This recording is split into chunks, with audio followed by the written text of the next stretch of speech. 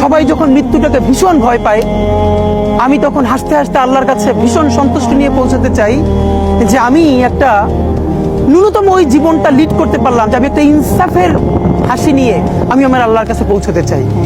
সুতরাং আগামী 50 বছর বাঁচলাম, কোনো ইম্প্যাক্ট তৈরি হলো না আমারে দিয়ে, দেশের জন্য, রাষ্ট্রের জন্য, উম্মার জন্য, জাতির জন্য। কিন্তু আমি ধরেন 5 বছর বাঁচলাম, সেটার মধ্য দিয়ে যদি আগামী 50 বছরের ইম্প্যাক্ট তৈরি হয়, তাহলে অনেকদিন বেঁচে থাকায় কি সাফল্যের বলেন?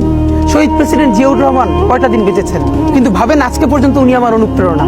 হাঁটতে হাঁটতে আমার পা ফুলে যায়, আমি আমার টিম সেদিনকে ব্যাগের মধ্যে জুতো নিয়ে তারপরে একটা শপিং মলে ঘুরছিলাম, মানে পা ফুলে গেছে, পা জুতোয় ঢুকাতে পারছিলাম না। তো জিয়াউর রহমানের একটা ওনার গল্প মনে পড়ছিল, যিনি মাইলকে মাইল যখন হাঁটতেন ওনার সাথে স্টাফদের পা ফুলে যেত, কিন্তু ওনার তো আর্মি ট্রেনিং আছে। তখন তাকে বলতো, স্যার আপনার তো আর্মি ট্রেনিং, আমরা তো আর পারি না।